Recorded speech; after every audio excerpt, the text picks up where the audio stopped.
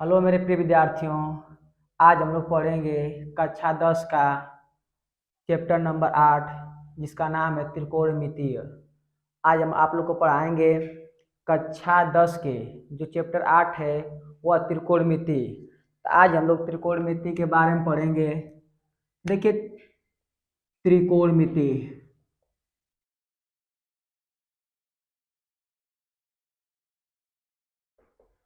त्रिकोणमिति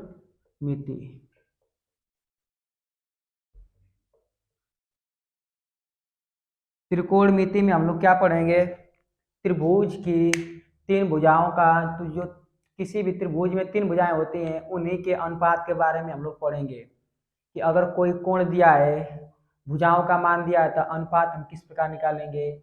आज उसी के बारे में चर्चा करेंगे। आप लोग ध्यानपूर्वक पढ़िए। देखिए, त्रिकोणमिति। तो सबसे पहले हम डिस्कस करेंगे जो पहला अध्याय है, इंट्रोडक्शन, त्रिकोणमिति का इंट्रोडक्शन। देखिए उसमें क्या है, उस पहला चैप्टर जो है उसमें दिया है त्रिकोणमिति का परिचय, और उसमें सबसे पहले हम लोग पढ़ेंगे पाइथागोरस प्रमेय।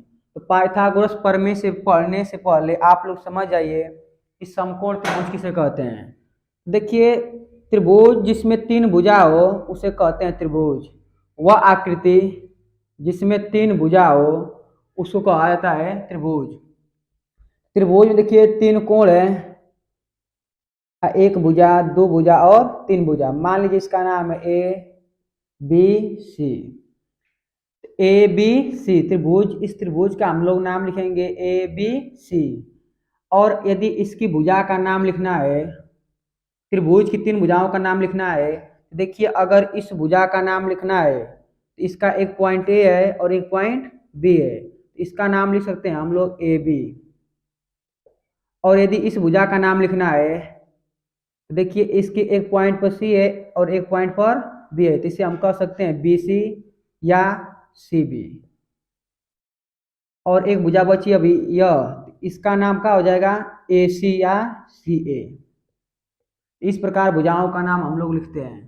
अगर इस भुजा का नाम लिखना हो तो जिस भुजा का नाम लिखना होता है उसके दोनों बिंदु देखते हैं, दोनों बिंदु पर जो पॉइंट बनाए होते हैं उसी को हटा देते हैं। ए है, देखिए इस बिंदु पर ए है और इस बिंदु पर बी है, दोनों को हटा दिए हैं, इस भुजा का नाम पड़ गया ए बी। जब इस भुजा का नाम लिखना हो, एक पॉइंट पर सी है और एक पॉइंट पर क्या है, बी, इसका नाम हो जाएगा सी बी या बी सी। जब इसका नाम लिखते हैं क्या लिखेंगे, ए सी। तो त्रिभुज की भुजाओं आप लोग लिख सकते हैं। और देखिए इसमें मेन हम लोग पढ़ेंगे समकोण त्रिभुज। क्या पढ़ेंगे, समकोण त्रिभुज के बारे में। तो समकोण त्रिभुज किसे कहेंगे, ऐसा त्रिभुज जिसका एक कोण 90 डिग्री का हो। ऐसा त्रिभुज जिसका एक कोण 90 अंश का हो उसको कहते हैं हम लोग समकोण त्रिभुज। क्या कहेंगे उसे, समकोण त्रिभुज। ऐसा त्रिभुज जिसका एक कोण 90 अंश का हो उसे कहते हैं समकोण त्रिभुज। तो समकोण त्रिभुज जो होता है, समकोण त्रिभुज में एक कोण 90 डिग्री का होता है और 90 अंश, देखिए यह 90 अंश है, इसके सामने की भुजा है ए बी सी। देखिए अगर किसी कोण के सामने की भुजा पता करना है तो देखिए जो कोण बना है ये दो भुजाओं से बना है, तो जो बची भुजा वही सामने की भुजा होती है। तो देखिए इन दो भुजाएं जो अगल बगल के हैं और यह भुजा क्या है, सामने की, इसका नाम है बी सी। तो कोण 90 अंश के सामने की भुजा बी सी है और इसे हम कहेंगे कोण। तो नोट पॉइंट में आप लोग लिख सकते हैं कि 90 अंश के सामने की भुजा को कोण कहते हैं, इसका नाम हो जाएगा कोण। इसे अंग्रेजी में कहते हैं हाइपोटेनियस, हाइपोटेनियस।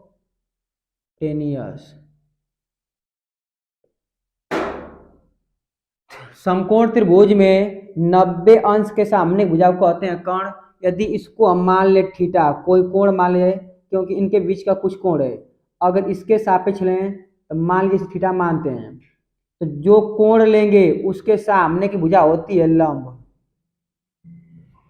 ऐसे कहते हैं परपेंडिकुलर।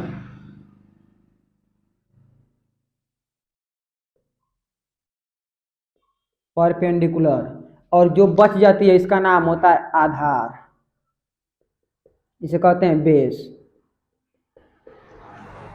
तो समकोण त्रिभुज में भुजाओं का नाम हम लोग लिखते हैं, एक का नाम होता है कर्ण। अब कर्ण किसे कहेंगे? 90 अंश के सामने की जो भुजा होती है उसी का नाम होता है कर्ण। आज जो थीटा हम लेते हैं, थीटा के सामने की भुजा लंब होगी और जो बच जाएगी उसे कहते हैं आधार। अगर मान लीजिए समकोण त्रिभुज है, मान लीजिए ए है, बी है, सी है, तो यह कोण 90 अंश है। 90 अंश के सामने की भुजा होगी कर्ण, जिसे दिखाएंगे एच से। एच का मतलब हाइपोटेनियस। अब यदि मान लीजिए हम इसको थीटा ले रहे हैं, जब इसे थीटा लेंगे तो थीटा के सामने भुजा का होगी लंब, क्योंकि ये दोनों भुजा अगल बगल हैं, सामने भुजा यही है। तो थीटा के सामने की जो भुजा होती है इसे कहते हैं लंब। देखिए जो लंब और आधार हैं आपस में बदलते रहते हैं, लेकिन कर्ण हमेशा फिक्स रहता है। कर्ण का मतलब कि 90 अंश के सामने की जो भुजा होती है उसे कहते हैं कर्ण। आज अगर इसे थीटा मानेंगे तो लंब यह हो जाएगा, लेकिन अगर इसको थीटा मानेंगे तो लंब यह हो जाएगा। तो जो लंब और आधार हैं आपस में बदलते रहते हैं। यदि देखिए आप इसको लंब ले लिए थीटा, यदि आप इसको थीटा माने हैं तो इसके सामने की भुजा लंब हो जाएगी और यह क्या हो जाएगी? आधार। तो लंब को दिखाएंगे P से और आधार को B से। आप लोग समझ सकते हैं अब कि एक समकोण त्रिभुज होता है और समकोण त्रिभुज की 3 भुजाओं का नाम होता है। तो जो 90 अंश के सामने की भुजा होगी उसे कहेंगे कर्ण, उसे क्या कहेंगे? कर्ण। हम जो थीटा लेंगे, अगर थीटा इसे ले रहे हैं, इसके सामने की भुजा को लंब कहेंगे और जो भुजा बचेगी उसे कहेंगे आधार। लेकिन आप इसे थीटा न लेकर इसको थीटा ले रहे हैं तो थीटा के सामने की भुजा हो जाएगी लंब और 90 अंश के सामने की भुजा कर्ण और जो बचेगा उसे कहेंगे आधार। अब आप लोग याद कर लीजिए इसे और नोट करना चाहेंगे तो कर सकते हैं कि 90 अंश समकोण त्रिभुज में, किस त्रिभुज में? समकोण त्रिभुज। और समकोण त्रिभुज किसे कहेंगे? ऐसा त्रिभुज जिसका एक कोण 90 डिग्री हो, एक कोण 90 डिग्री का हो, उसे कहते हैं समकोण त्रिभुज। और समकोण त्रिभुज में 90 अंश के सामने की जो भुजा होती है उसे कहते हैं कर्ण। अगर थीटा इसे मान रहे हैं तो थीटा के सामने की भुजा लंब होगी और जो बचेगी उसे कहेंगे आधार। तो लंब और आधार आपस में बदलते रहते हैं। देखिए यहाँ पर हमें कुछ काम है पाइथागोरस प्रमेय का, जो प्रथम चैप्टर में है आप लोग पढ़ने के लिए। तो देखिए आप सीख लें पाइथागोरस प्रमेय, पाइथागोरस का प्रमेय, पाइथागोरस का प्रमेय। तो पाइथागोरस का प्रमेय क्या है? देखिए इस त्रिभुज में सबसे बड़ी भुजा क्या होती है? कर्ण। इस त्रिभुज में समकोण त्रिभुज जो होता है उसमें सबसे बड़ी भुजा का नाम होता है कर्ण, जो 90 अंश के सामने की भुजा होती है। तब पाइथागोरस प्रमेय का प्रमेय क्या था कि कर्ण का वर्ग जो होता है यह शेष 2 भुजाओं के वर्ग के योग के क्या होता है? बराबर होता है। जो कर्ण का स्क्वायर होगा वह लंब के स्क्वायर और आधार के स्क्वायर के योग का होगा? बराबर होगा। यही पाइथागोरस का प्रमेय होगा। तो पाइथागोरस प्रमेय कहता है समकोण त्रिभुज में, समकोण त्रिभुज में कर्ण का वर्ग शेष 2 भुजाओं के, शेष 2 भुजाओं के वर्गों के योग के क्या होता है? बराबर। यही पाइथागोरस का प्रमेय है। जैसे आप लोग यदि कोई सवाल दे दें, हम मान लीजिए कह दें यह कोई समकोण त्रिभुज है, इसका नाम है A B C, और कोण ए जो है वह समकोण है। कोण ए कितना है 90 डिग्री। यदि कह दें कि BC का मान 5 है और AB का मान 4 है तो बताइए AC का मान कितना होगा। अगर हम कह दें कि BC का मान कितना है 5, AB का मान 4 है तो AC का मान बताइए। तो आप इस सूत्र से लगा सकते हैं। तो देखिए 90 अंश के सामने भुजा क्या होती है कर्ण, तो कर्ण का स्क्वायर पाइथागोरस पर रखिए। कर्ण का कितना मान दिया है 5। जो 90 अंश है इसके सामने की भुजा होती है कर्ण, और कर्ण का मान कितना है 5, तो 5 के स्क्वायर बराबर लंब का मान पूछा है, आधार का मान दिया है, तो लंब का स्क्वायर धन आधार का मान कितना दिया है 4, तो 5 का वर्ग होता है 25 बराबर लंब का स्क्वायर प्लस 4 का वर्ग होता है 16। अब देखिए इधर प्लस इधर लाएंगे तो क्या हो जाएगा माइनस, तो 25 माइनस 16 बराबर लंब का स्क्वायर। घटाएंगे कितना बचेगा 9 बराबर लंब का स्क्वायर। और एक बात ध्यान दीजिए, यदि इधर से स्क्वायर हटाते हैं तो इस साइड का जो अंक होता है या कोई भी संख्या होती है वह करड़ी में जाती है। तो जब स्क्वायर हटाएंगे तो क्या हो जाएगा करड़ी में 9 बराबर लंब। तो लंब का जो मान आ गया कितना आ गया 3। और इसका मान जो है वह प्लस और माइनस आता है, लेकिन हम लोग सदैव लेते हैं प्लस क्योंकि दूरी कभी माइनस में नहीं हो सकती। देखिए इसका मान कितना हो गया 3। अगर इसी प्रकार हम कह दें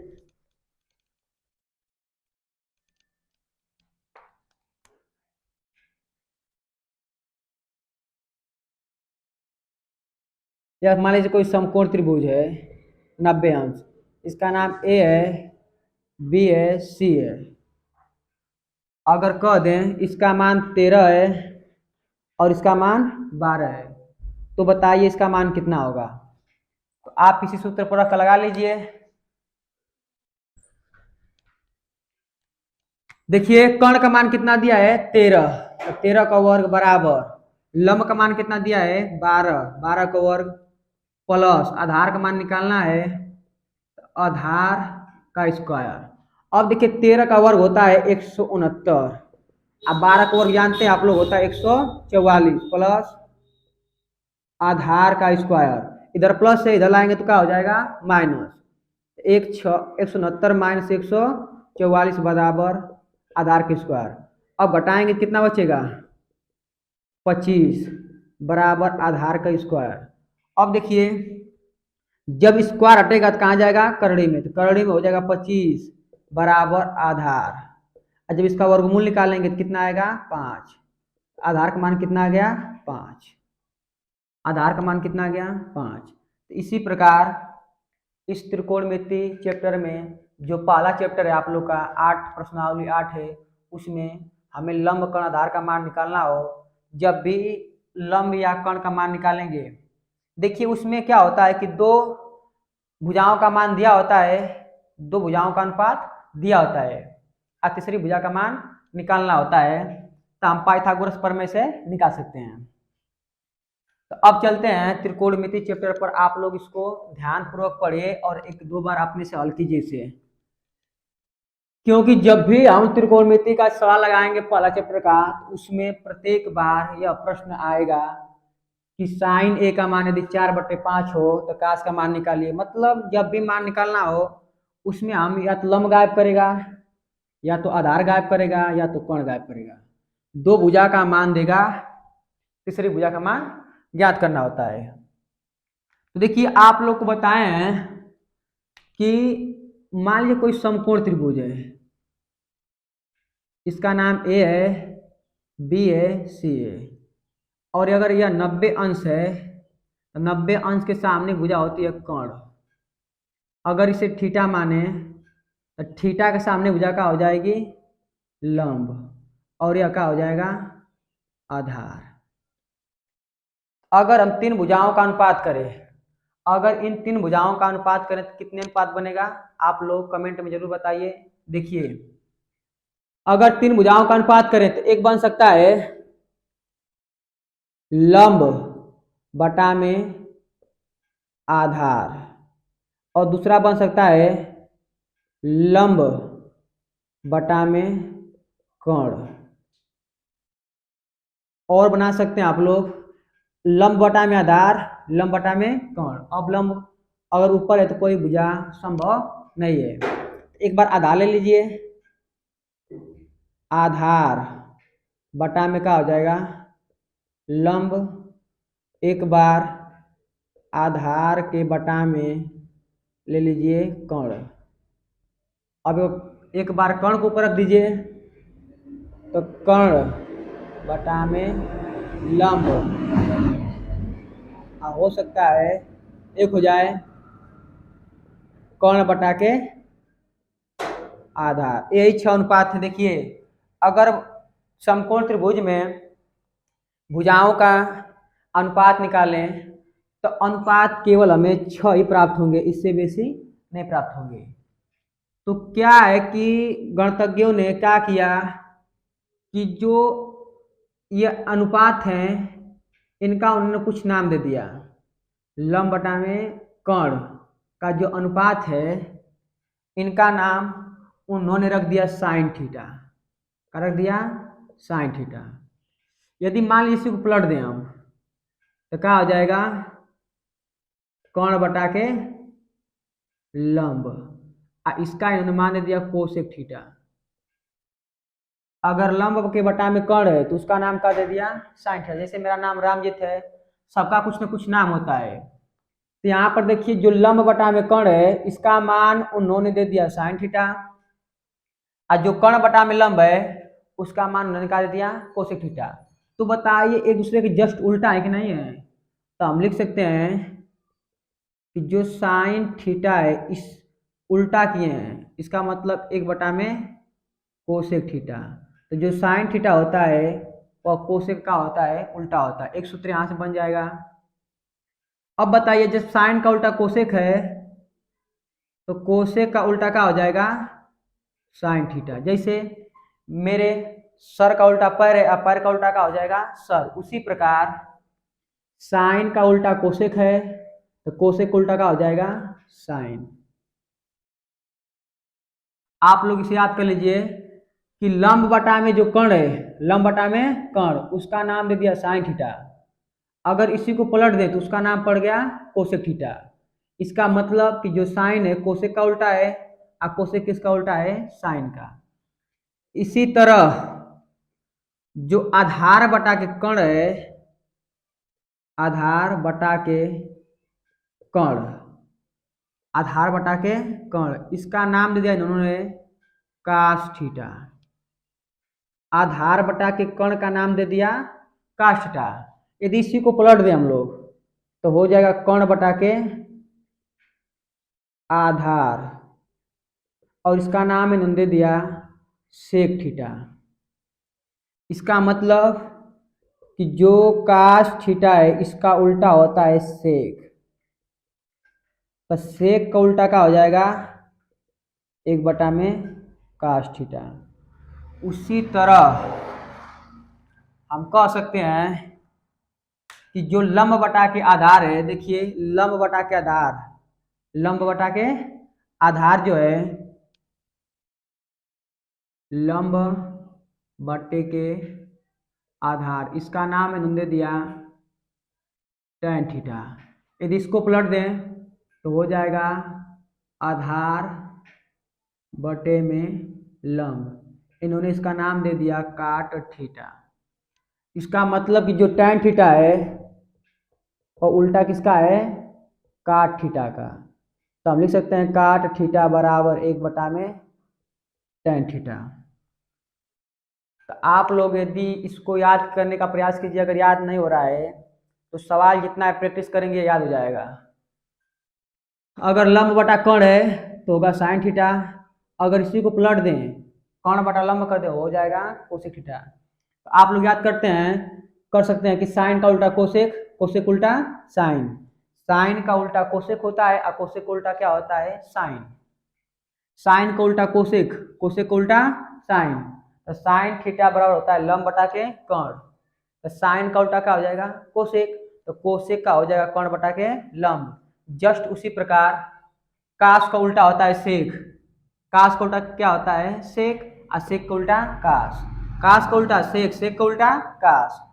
तो बताइए काश थीटा किन दो भुजाओं के अनुपात का होता है? तो आधार बटे कर्ण का। काश थीटा किसका नाम है? आधार बटे कर्ण का नाम है। अगर उल्टा कर दें कर्ण बटा के आधार तो हो जाएगा सेक थीटा। क्या हो जाएगा? Sec theta. उसी प्रकार इसको भी आप लोग लिख सकते हैं। एक बार इसे ध्यान से देख लीजिए, तब आगे चलते हैं। जैसे मान लीजिए इसी पर कोई सवाल है दिया हमें, देखिए इसे हम रफ कर रहे हैं, आप लोग इसे लिख लीजिएगा और याद कर लीजिएगा।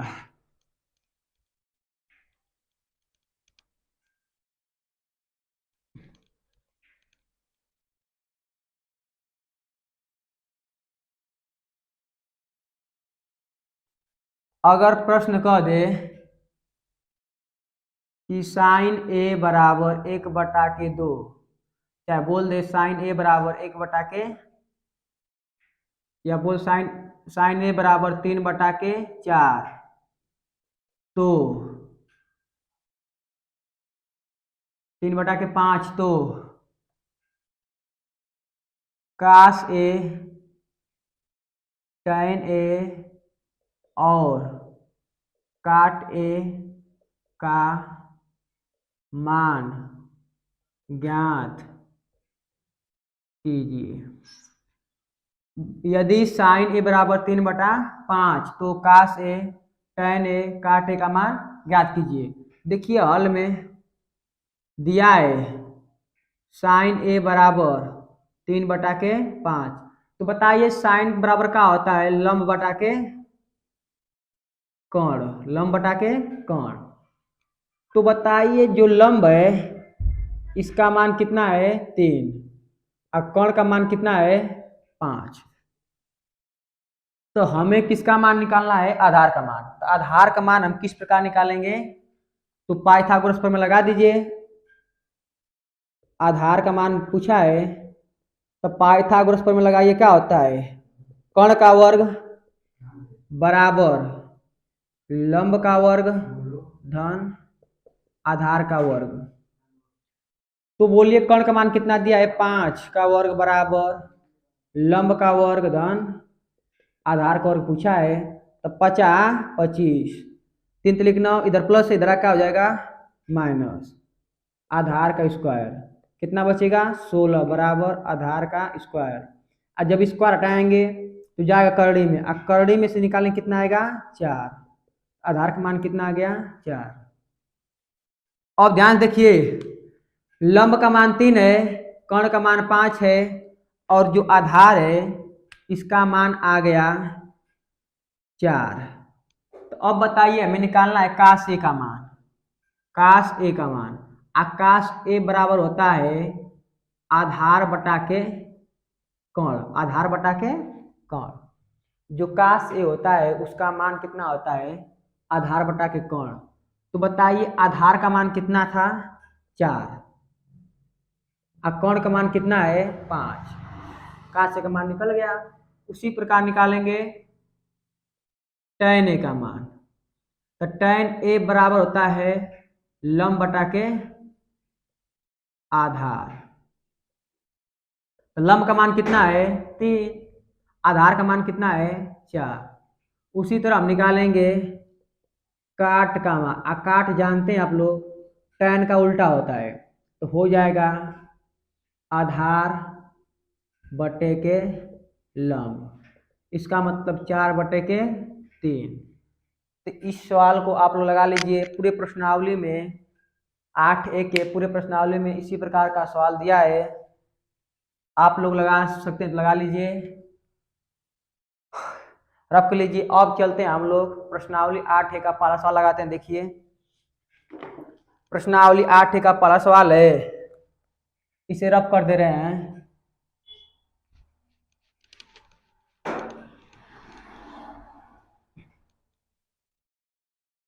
प्रश्नावली 8A का प्रश्नावली 8A कि पॉलिश वाले एक त्रिभुज ए बी सी में एक त्रिभुज ए बी सी में कोण बी बराबर 90 अंश, कोण बी बराबर 90 अंश दिया है ए बी बराबर 5 सेमी, बी सी बराबर 12 सेमी हो तो साइन ए कास ए और tan ए का मान ज्ञात कीजिए। तो सिंपल देखिए, एक त्रिभुज दिया जिस जो कैसा त्रिभुज है, समकोण त्रिभुज, क्योंकि जो कोण बी है उसका मान कितना है 90 अंश। जब एक त्रिभुज में एक कोण का मान हो जाए 90 डिग्री तो उसे कहते हैं समकोण त्रिभुज। आज समकोण कौन है, कोण बी। तो बी जो कोण है उसका नाम मान कितना है 90 अंश। कहीं ए बना लीजिए और एक बी। अब ए बी का जो मान है, ए बी का मान है वह दिया है 5 सेमी और बी सी का मान कितना दिया है 12 सेमी।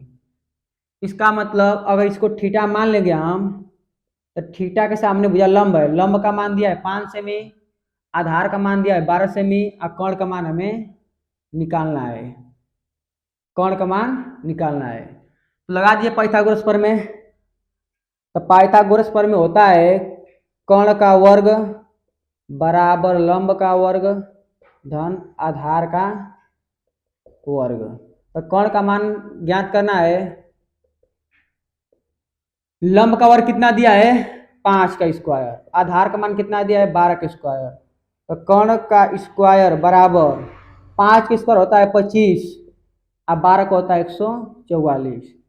तो कोण का वर्ग देखिए जोड़ेंगे तो आएगा 169। और जब इस साइड से वर्ग हटाएंगे तो यह जाता है करड़ी में। आया किसका वर्ग, जब 169 का वर्गमूल निकालेंगे तो आएगा 13।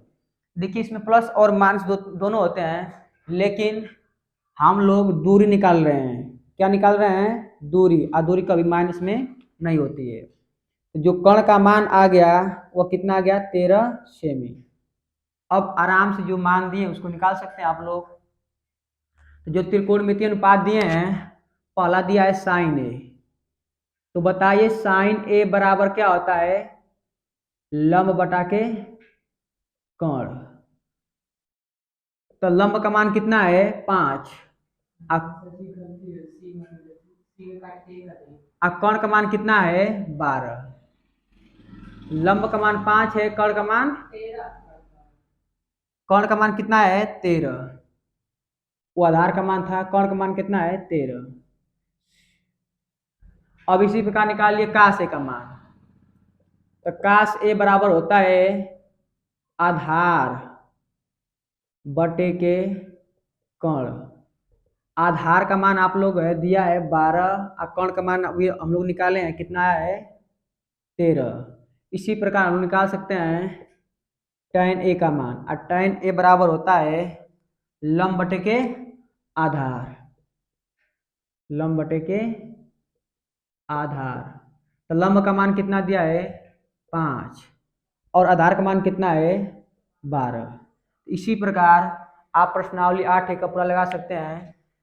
अब आज के लिए इतना काफी। जय हिंद, जय भारत। ये हमारा देखिए दोस्तों, क्या यह सवाल सत्य है, देख लीजिए एक बार। एक गड़बड़ की है इसमें। देखिए जो कोण हम लोग लेंगे ए को लिए साइन ए लिए ना, इसमें दिया था हम लोग जो निकाले हैं साइन ए का से tan ए। इसका मतलब है कोण कितने, कौन लेना था ए लेना था, इस कोण को लेना था। तो कोई दिक्कत नहीं है, इसी को हम ए मान लें, इसको क्या मान लें सी मान लें। थोड़ा सा गड़बड़ हो गया है। देखिए तो अब जो ए बी का मान दिया है कितना दिया है 5 सेमी, ए बी का मान कितना दिया है 5 सेमी और बी सी का मान कितना दिया है 12 सेमी। अब पूरा गलती ना हो गया जी। देखिए एक बार BC का मान है कितना 12 सेमी। इसका मतलब जो कोण के सामने भुजा होते हैं कहते हैं लंब, उसे क्या कहते हैं लंब। तो लंब का मान दिया है 12 सेमी। कितना दिया है 12 सेमी। लंब का मान दिया है 12 सेमी और आधार का मान कितना दिया है 5 सेमी। 100 इसका हो जाएगा 144 प्लस 25 जोड़ेंगे आएगा 169 और जब इसका वर्गमूल निकालेंगे कितना हो जाएगा 13। अब देखिए तो साइन ए बराबर होता है लंब बटा कर्ण। तो थीटा के सामने हो जाता है लंब और लंब का मान कितना दिया है 12। लंब का मान कितना दिया है 12 और कर्ण का मान कितना है 13। उसी प्रकार काश ए बराबर होता है आधार बटा के कर्ण। आधार का मान दिया है कितना, देखिए थीटा के सामने हो जाए लंब, आधार का मान कितना है 5 और कर्ण का मान कितना है 13। और tan ए बराबर होता है लंब बटा के आधार। तो जो कोण हम लोग ए लिए हैं इसके सामने भुजा लंब और 90 अंश के सामने भुजा कर्ण और जो बची उसका मान कितना हो गया आधार। तो लंब का मान दिया है 12 और आधार का मान कितना है 5। जय हिंद जय भारत।